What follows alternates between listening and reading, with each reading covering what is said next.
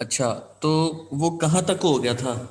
कोई बताएगा कि हमने ये इतना कर लिया था तो अब ये रह गया। सर ग्राफ करना था, एब्जॉर्बेंस तक तो हो गया था, ग्राफ स्टार्ट करना था आगे। अब्जॉर्बेंस तक हो गया है। ठीक है, तो ग्राफ बनाना आपने सीखना है अब।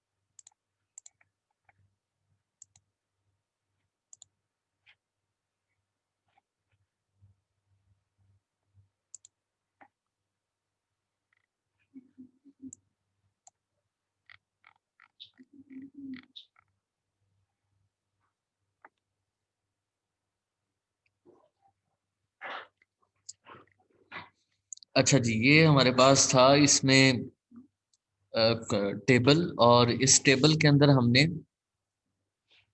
डिफरेंट अब्जॉर्बेंस वैल्यूज लिखी थी।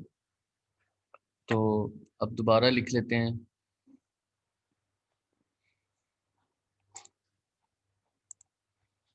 फॉर एग्जांपल, जो ब्लैंक था उसकी तो जो भी अब्जॉर्बेंस आएगी उसकी अब्जॉर्बेंस को हम जीरो कर देंगे खुद, क्योंकि उसमें तो है ही डिस्टिल वाटर, उसमें कुछ था ही नहीं, तो इसलिए उसका कोई भी कलर जो है वो हमारे पास नहीं आना चाहिए, ना ही उसका कोई प्रोडक्ट बनना चाहिए, तो वो हम उसको खुद जीरो कर देंगे।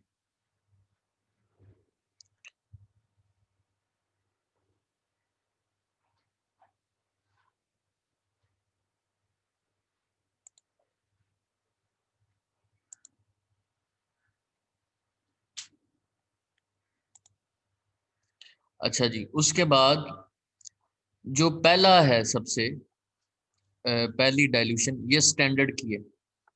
अच्छा, एक हमने बनाया था सैंपल। सैंपल का मैंने कहा था कि ये हम सैंपल को डाइल्यूट नहीं करेंगे, वो मैंने कटवा दिया था। हम सैंपल एक ही रन करेंगे और फॉर एग्जांपल ब्लैंक, यहाँ पे मैं लिख लेता हूँ सैंपल। सातवां जो हमारे पास सातवीं test tube, seventh, that is sample here. अच्छा जी, ये सब कुछ हमने उसमें डाला। अच्छा, ब्लैंक की जब हमने अब्जॉर्बेंस जीरो कर दी, तो फिर हम पहला स्टैंडर्ड लगाएंगे जो डाइल्यूट किया हुआ है, जो 0.1 वाला था, और उसकी कंसंट्रेशन है 1000 माइक्रोग्राम पर ml। अच्छा, लेट्स से इसकी अब्जॉर्बेंस आती है 0.002। उसके बाद मैं कहता हूँ कि सेकंड जो है उसकी कंसंट्रेशन आती है डाइल्यूशन की, स्टैंडर्ड की, 0.004। और मैं कहता हूँ कि थर्ड की हमारे पास आई अब्जॉर्बेंस 0.006। और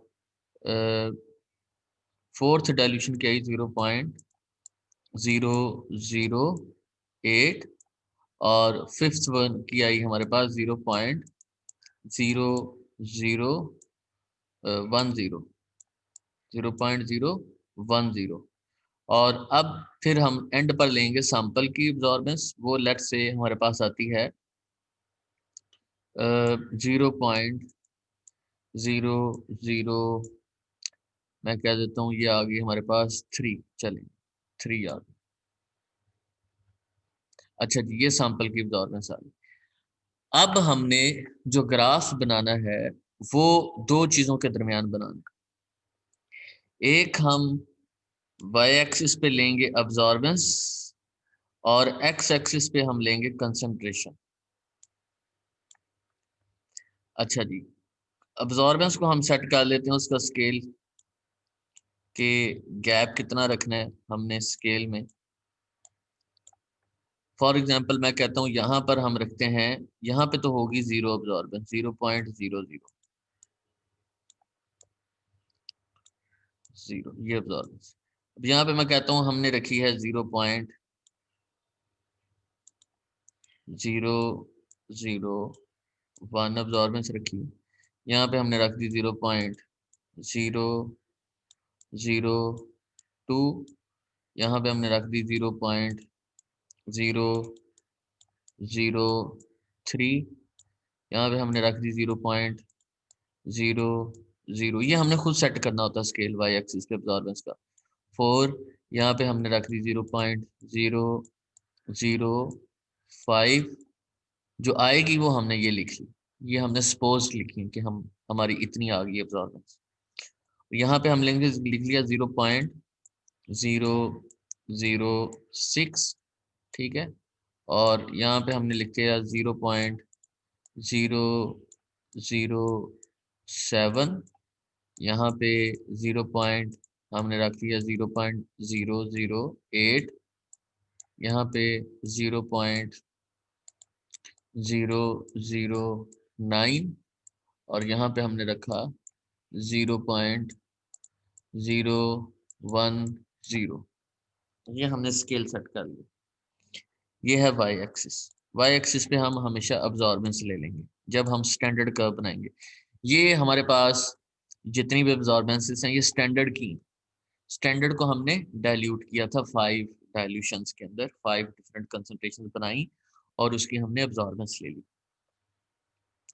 अच्छा, अब वाई एक्स एक्सिस पर भी हम जो स्टैंडर्ड की डाइल्यूशंस बनाई हैं, एक्स एक्सिस पे हम उसकी कंसंट्रेशन लिखेंगे, उसका वॉल्यूम नहीं कि हमने कितना इस्तेमाल किया। इस्तेमाल तो हमने किया 0.01 ml, ये नहीं लिखना।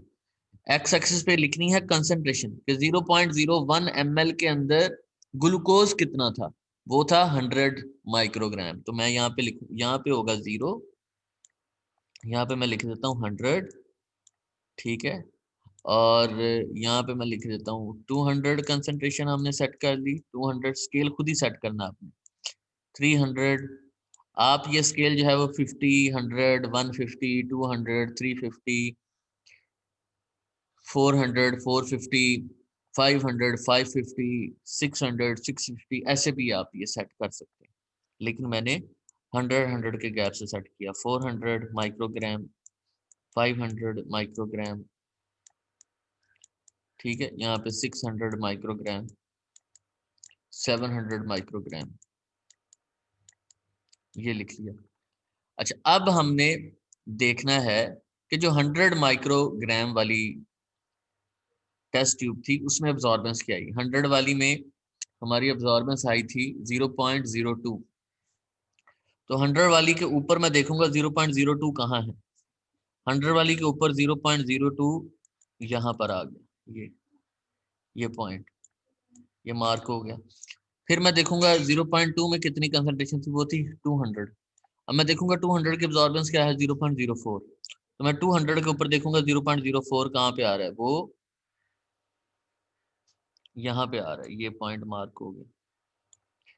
फिर मैं देखूंगा 300 वाली कंसंट्रेशन की वॉल्यूम ये था, तो इसकी अब्जॉर्बेंस क्या है, वो 0.06। अब मैं 300 के ऊपर देखूंगा 0.06 कहाँ पे आ रहा है, वो मैंने ये मार्क कर लिया।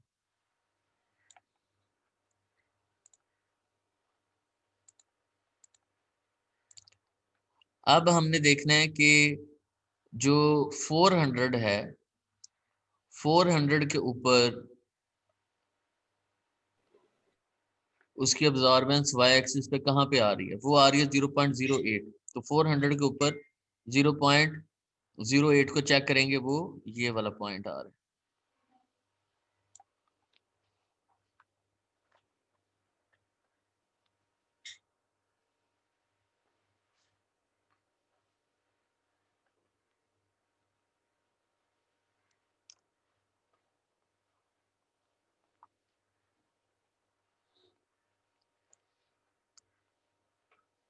वो ये वाला पॉइंट आ गया हमारे पास। अच्छा जी, उसके बाद हम देखेंगे कि 5 वाला 0.5 वाले की कंसंट्रेशन 500, इसकी हमारे पास अब्जॉर्बेंस क्या थी, वो है 0.1। तो 500 के ऊपर मैं देखूंगा 0.1 कहाँ पे आ रहा है, यहाँ पे 500 के ऊपर 0.1 आ रहा है, यहाँ पे ये पॉइंट। अब मैं इन सब पॉइंट्स को आपस में जोड़ दूंगा, ये और इस तरह से ये जो हमारे पास लाइन बनी है, इसको मैं, ये सारी स्टैंडर्ड डाइल्यूशंस की लाइन है, तो ये हमारे पास क्या बन गई, स्टैंडर्ड कर्व। अब हम इस स्टैंडर्ड कर्व को यूज करेंगे कंसंट्रेशन को फाइंड करने के लिए सैंपल के अंदर। अब सैंपल की अब्जॉर्बेंस क्या थी, सैंपल की अब्जॉर्बेंस थी 0.003। अब मैं वाई एक्सिस पर देखूंगा 0.003 कहाँ पे आ रहा है, तो 0.003 ये आ रहा है, ये 0.2 है, ये 0.3। यहां से मैं मूव करूंगा एक्स एक्सिस के ऊपर एक लाइन लगाऊंगा, एक्स एक्सिस की तरफ एक लाइन लगाऊंगा 0.003 से। जिस जगह पर इसने इंटरसेप्ट किया स्टैंडर्ड कर्व को, वहां से मैं नीचे आ जाऊंगा कंसंट्रेशन की तरफ। उस जगह से जब मैं नीचे आया तो मुझे पता चला कि इसकी कंसंट्रेशन 100 से थोड़ी सी आगे आई है। तो इसका मतलब है कि सैंपल के अंदर मैं देख लूंगा कि इस पॉइंट पे कितनी बन रही है, तो ये बन रही है 110। तो मैं कहूंगा कि सैंपल के अंदर 110 माइक्रोग्राम ग्लूकोज है। और सैंपल हमने लिया कितना था, मेरे ख्याल में हमने सैंपल लिया था 0.2 ml लिया था शायद। मैं लिखूंगा 110 माइक्रोग्राम ग्लूकोज है 0.2 ml सैंपल के अंदर। ये 0.2 ml के अंदर सैंपल की कंसंट्रेशन मुझे पता चल गई। तो अब इसके बाद मैं इसको 100 ml में कैलकुलेट कर लूंगा। कैसे करूंगा, मैं लिखूंगा कि 0.2 ml contain, unity method apply करेंगे, ठीक है, कंटेन कितनी कंसंट्रेशन आई 110 माइक्रोग्राम। 1 ml कंटेन 1 ml में कितना होगा 110 डिवाइडेड बाय 0.2 और 100 ml में कितना होगा तो 110 डिवाइडेड बाय 0.2 मल्टीप्लाई बाय 100। इसको हम करेंगे सॉल्व तो हमारे पास आंसर आ जाएगा 100 ml का। वो कितना आता है वो आता है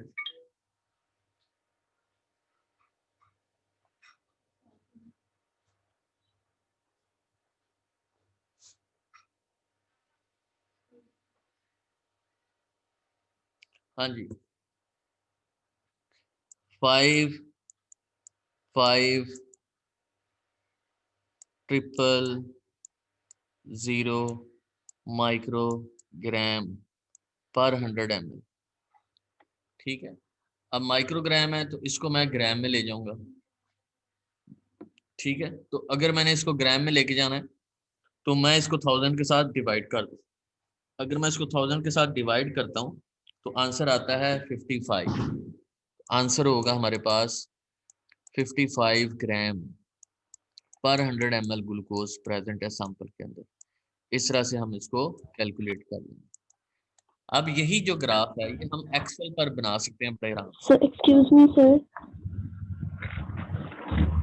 Sir, micrograms to 10 raised to power -6 होता है.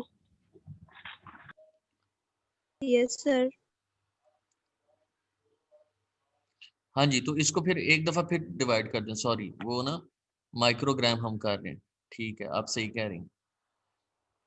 तो इसको एक दफा फिर डिवाइड कर दें 1000 पे 55 को, या चलें डिवाइड ना करें आप, मैं इसको हम इसको स्केल ही चेंज कर, ये हम चले गए 55 मिलीग्राम में चले गए, ग्राम में नहीं मिलीग्राम में चले गए। चले मिलीग्राम पर 100 ml ऐसे कर दें। ठीक हो गया।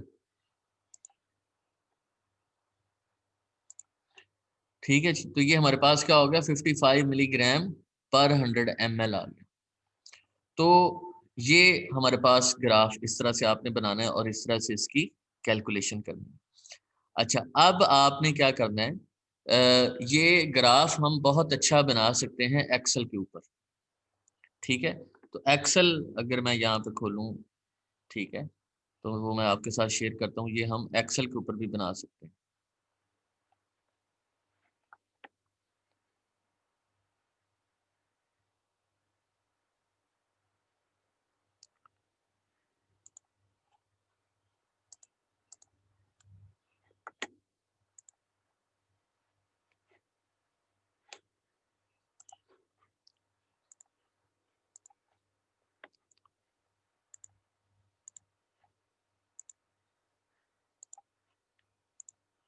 ये देखें, ये हमारे पास एक्सेल आ गया। अब आप क्या कर सकते हैं, यही ग्राफ एक्सेल पे भी बना सकते हैं। तो इसमें ग्राफ कहाँ से आते हैं, इंसर्ट से, इंसर्ट में पेज लेआउट फार्मूलाज, इंसर्ट, ये कॉलम, ये ग्राफ हमारे पास आ गए। ठीक है, इसमें से कोई एक आप जो है वो चार्ट सेट कर सकते हैं। ये हम लाइन वाला चार्ट सेट कर लेते हैं, ये हमने ले लिया। अच्छा जी, ये हमने सेट कर लिया। अब आपने क्या करना है, यहाँ पे एक साइड पर हमने क्या लेना है, Absorption. अब्जॉर्प्शन। वो कहाँ पे लेनी है, वाई एक्सिस पे। तो यहाँ पे मैं अब्जॉर्प्शन की वैल्यूज पुट कर दूंगा। वो कितनी थी, पहले वाली की, सबसे पहले वाली की थी 0.002, 2. दूसरे वाले की थी 0.004, तीसरे की थी 0.006, चौथे की थी 0.008, पांचवी डायल्यूशन की थी 0.010। ये अब्जॉर्बेंस नहीं, हाँ जी, ये अब्जॉर्बेंस थी। ठीक है, और उसके बाद यहाँ पर बी वाले कॉलम में मैं लिख लेता हूँ इसकी कंसंट्रेशन, वो थी 100 माइक्रोग्राम पर ml, फिर 200 माइक्रोग्राम, फिर 300 माइक्रोग्राम, ठीक है, और 300 माइक्रोग्राम, फिर 400 माइक्रोग्राम, फिर 500 माइक्रोग्राम। ये कंसंट्रेशन, ये हमने लेनी है वाई एक्स एक्सिस पर। अच्छा जी, अब हमने इन दोनों के दरमियान बनाना है ग्राफ। ये हमने इसको सिलेक्ट किया, इतने को, ठीक है, सिलेक्ट कर लिया। अब हमने इंसर्ट में इसको हमने ग्राफ लेना है, तो मैं इसको, मुझे लाइन वाला ग्राफ चाहिए तो मैंने लाइन वाला ग्राफ जो है वो ले लिया, इसके ऊपर मैं क्लिक कर दूंगा। अगर मुझे ये वाला ग्राफ चाहिए तो मैं इस पर क्लिक कर दूंगा, अगर मुझे ये चाहिए तो मैं इस पर क्लिक कर दूंगा।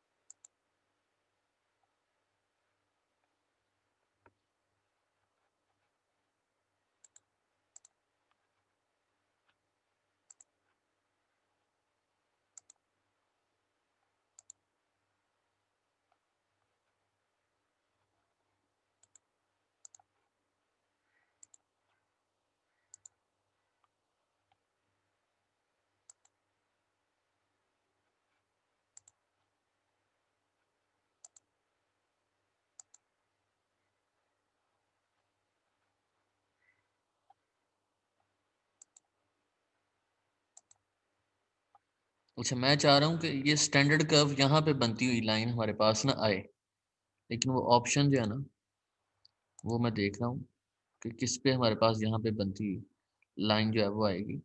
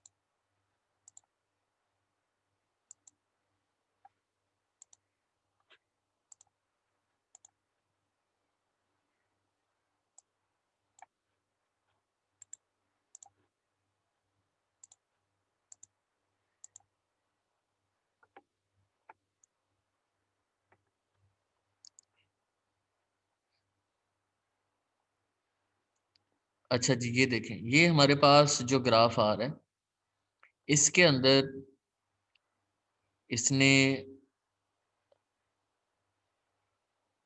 हमें एक स्ट्रेट लाइन दी है, ठीक है, ये हमारी है स्टैंडर्ड कर्व। लेकिन एक्स एक्सिस के ऊपर इसने जो कंसंट्रेशन ली है, मैंने सिलेक्ट सिर्फ अब्जॉर्बेंस वाली की थी ताकि हमारे पास सीधी लाइन है, लेकिन एक्स एक्सिस के ऊपर भी हम ये वाली वैल्यूज लगा सकते हैं, सेट कर सकते हैं, ठीक है। तो अब हम जो है वो कोशिश करेंगे कि ये वाली जो वैल्यूज हैं इसको हम यहाँ पे लगा लें।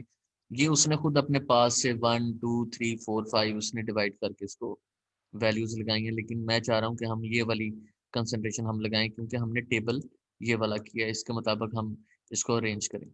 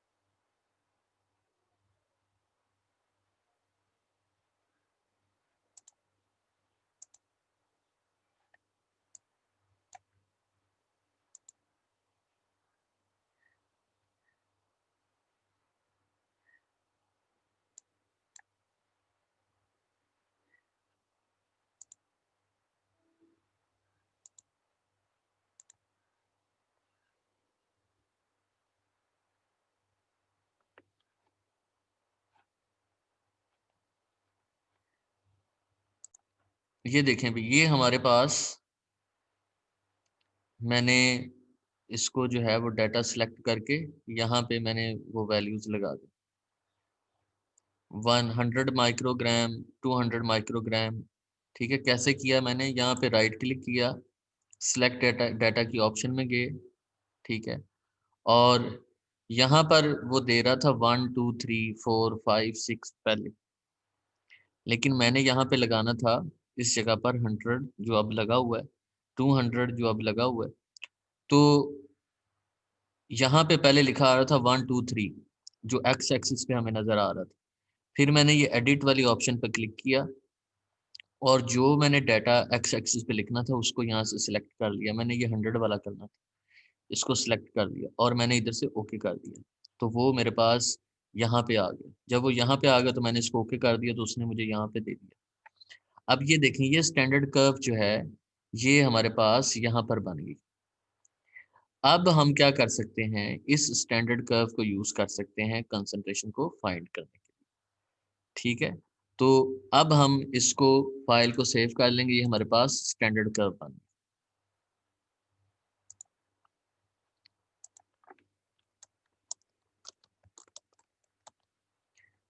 अच्छा जी, अब हमने इसमें अपने सैंपल की कंसंट्रेशन कैसे निकालनी। सैंपल की अब्जॉर्बेंस हमारे पास आई थी, फर्ज करें 0.03, तो वो 0.03 यहाँ पे दरमियान में आएगा, इधर 0.02 और 0.004 के दरमियान में आएगा। वहां से हम एक लाइन लगाएंगे इधर, और इधर से हम कंसंट्रेशन निकाल लेंगे उसकी कितनी थी। लेकिन ये एक्सेल है, तो इस पर हमें इसका फॉर्मूला निकालना पड़ेगा। तो फॉर्मूला जो है वो इसी ग्राफ के अंदर होता है, जो हम इसको यहाँ से ही उस फॉर्मूला को निकालते हैं और उसको फिर हम उसमें वैल्यू पुट करके हम अपना आंसर निकाल लेते हैं। ठीक है जी, तो यहीं से अब हम क्या करेंगे, इसका फॉर्मूला जो है वो निकालेंगे इसी ग्राफ से, ताकि हम सैंपल की कैलकुलेशन कर सकें। तो इस तरह से हमें फिर मैनुअल ग्राफ नहीं बनाना पड़ता अगर हम एक्सेल के ऊपर ग्राफ बना लेते हैं। ये वाली इक्वेशन जो मैंने निकाली है, ठीक है, इसको आपने यूज करना है। और इसी इक्वेशन को यूज करते हुए हम क्या कर सकते हैं, अपनी कंसंट्रेशन निकाल सकते हैं। कैसे, हमें y वाली वैल्यू पता है। y वाली वैल्यू क्या थी सैंपल की, 0.003। आप वो यहाँ पे पुट करेंगे 0.003। ठीक है, और फाइंड हमने करना है x एक्सिस वाली वैल्यू निकालनी है। तो ये जो x है ना, इसको आपने रीअरेंज करके इसको बाहर ले आना है। ठीक है, और y की वैल्यू पुट करनी है, वो हमारी है 0.003, तो हमारे पास कंसंट्रेशन निकल आएगी। ठीक है, इस ग्राफ के मुताबिक। लें जी, अब अगर आपका कोई क्वेश्चन है तो पूछ लें।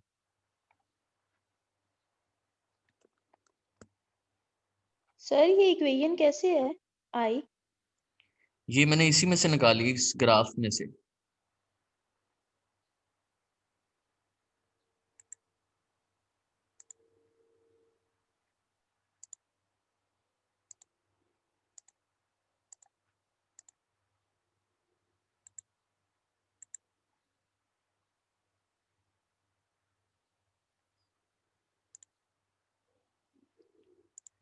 ये देखें, ये इस लाइन पे आप राइट क्लिक करेंगे, फॉर्मेट ट्रेंड लाइन पे आ जाएंगे। यहाँ पे जाएंगे, सबसे नीचे आएंगे, यहाँ पे लिखा है डिस्प्ले इक्वेशन ऑन चार्ट। आप इसको मार्क करके ओके करेंगे, तो ये इक्वेशन यहाँ पे दिखा देगा। तो उसको उठा के इक्वेशन ये वाली जो है ना, ये वाली इक्वेशन जो है यहाँ पे लिखी आ जाएगी, इसको उठा के आपने साइड पे ले आना। ठीक है, तो x की हमने वैल्यू निकालनी है ना, क्योंकि कंसंट्रेशन हमने x एक्सिस पे ली है। तो ये आप y की वैल्यू हमें पता है, वो 0.003 है सैंपल के लिए। तो x को आप बाहर ले आए, वैल्यू पुट करें y की और कैलकुलेट कर लें। ठीक है, बाकी ये पूरी इक्वेशन आपने इसी तरह से इस्तेमाल करनी। Okay sir. लेकिन वो आएगा 0.2 ml में, जवाब जो आएगा वो 0.2 ml में आएगा और माइक्रोग्राम में आएगा। ठीक है, फिर आपने उसको 100 में खुद निकालना है, जैसे मैंने पहले आपको यूनिटी मेथड से करके निकाला, तो वो माइक्रोग्राम पर 100 आ गया। फिर हम उसको बड़े यूनिट में ले गए, मिलीग्राम में ले गए। ठीक है, आप उसको ग्राम में भी लेके जा सकते हैं। हाँ जी, और कुछ पूछना है आप लोगों ने? No sir. चलें जी, ठीक है फिर।